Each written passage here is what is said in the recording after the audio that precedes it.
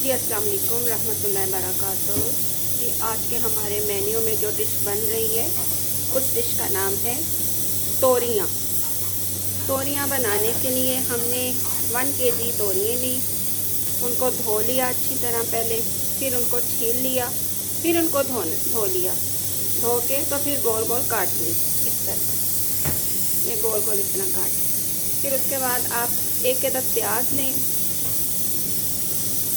वो मसाले के लिए छोटी एक प्याज लें, और एक अदद प्याज आपने वैसे लेने मीडियम साइज़ का, जिसको हमने काट लेने। तोरियाँ और जो प्याज है उनको आपने इकट्ठे ही काट के रख लेने, और जो छोटा प्याज है एक मीडियम साइज़, वो आप मसाला बनाएंगे। उसके लिए आपने पहले आधा कप घी लेना, उसको गरम कर लेना, फिर गरम करके उसमें प्याज डालने। प्याज जब हल्का सा लाइट बादामी, हल्का बादामी हो जाए, काला नहीं करना आपने प्याज, बादामी प्याज हो जाए तो फिर आपने उसमें लहसुन डालना है, लहसुन पिसा हुआ आधा चम्मच आपने लहसुन डाल दिया। फिर आपने उसमें नमक, मिर्च, हल्दी, सूखा धनिया पाउडर, ये मसाला आपने डाल दिया। फिर उसके बाद आपने टमाटर भी उसमें फ्रेश लेने हैं या फ्रीज़ हुए हुए अगर आपके पास हैं, उनको काट लें टमाटरों को भी, तो वो आपने 4 अदद टमाटर लेंगे। मसाला आपने भून लिया और आपने फिर बीच में ये तोरियाँ डाल देनी है। तोरियाँ डाल के इसको भून लेना और इसको कवर नहीं करना। इसी भुनाई में ये तोरियाँ अपना पानी छोड़ती जाएंगी, और इस भुनाई में ये गल भी जाएंगी और ये घी भी छोड़ देंगी, तो हमारी मज़ेदार तोरियाँ तैयार हो जाएंगी। इसका आप नमक चेक कर लें, तो बस इसका यही रेसिपी है। और इसके अलावा ना इसमें कोई गरम मसाले हैं, ना इसमें सब्ज़ मिर्च है, ना सब्ज़ धनिया है, ना इसमें कोई अदरक है, इस तरह की कोई चीज़ नहीं है। तो ये सादा सा आपकी तोरियाँ तैयार हो जाएंगी।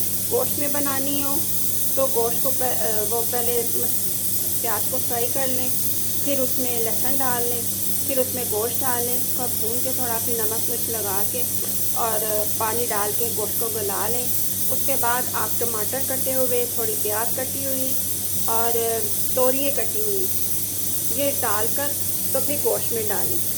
गोश्त को फिर आपने इस तरह भूनते जाने और तोरियों को भी भूनते जाना, तो ये हमारा तोरी गोश्त भी तैयार हो जाएगा। तो ये बहुत आसान सी चीज़ें हैं जो आप घर का मज़ेदार साफ़ सुथरा बना हुआ घर का मज़ेदार सालन तंदूरी रोटी के साथ, पराठे के साथ, या आप इसको खमीरी रोटी के साथ खा सकते हैं। तो बहुत अच्छा ये मेन्यू है। अच्छा, दूसरा ये है कि हम इस मौसमों का सामना करते हैं, तो इस चीज़ को देखते हुए हमें ठंडा पानी भी चाहिए, हमें ताज़ा भी चाहिए, हमें बर्फ़ वाला भी चाहिए।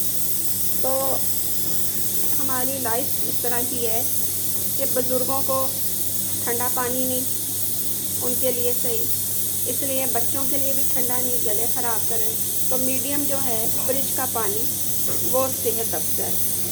तो इसी तरह खाने पीने में भी जो चीज़ें होती हैं, कोई बादी होती है, कोई किसी को सूट करती हैं, किसी को नहीं करती, तो आप इन चीज़ों में यूरिक एसिड का या दूसरी चीज़ों का भी ख्याल रखें।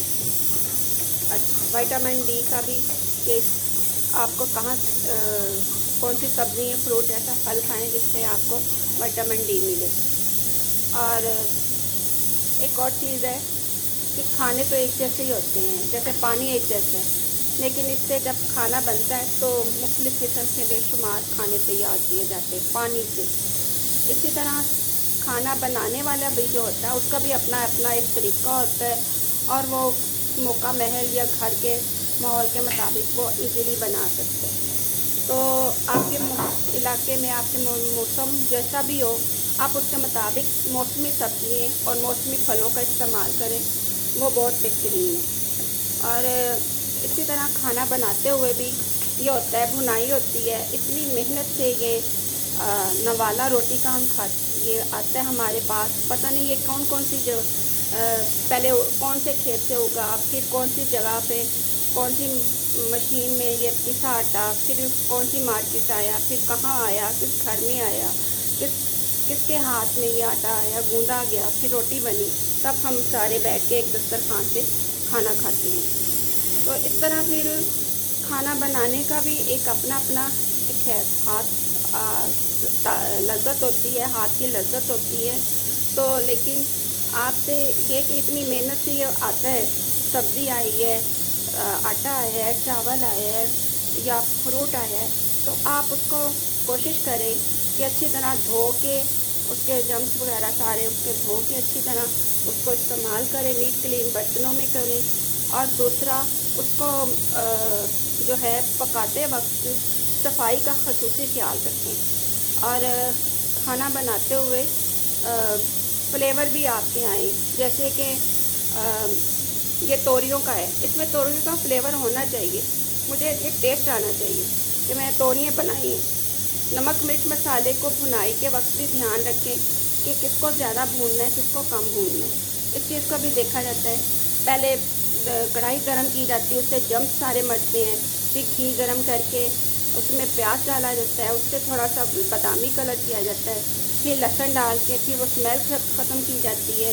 फिर उसके बाद नमक मिर्च डाल के थोड़ा सा भून के नमक मिर्च को कि उसका कलर थोड़ा चेंज हो, रेडिश से मैरूनिश हो जाए, फिर उसमें आप टमाटर ऐड करें या कोई आप गोश्त की या सब्ज़ी करें, जो भी आपने पकाने, फिर मसाले वाले जो भी बनाने, फिर आप उसमें लास्ट में दही को इस्तेमाल करें और दही के साथ आप उसको बना के करें। बात सब्ज़ियाँ ऐसी, बात दालें ऐसी होती हैं जो उनको मसाला भून के भी बना के बाद में भी तड़का लगाया जाता है, तो वो जो जायका आपका वो दोबाला हो जाता है।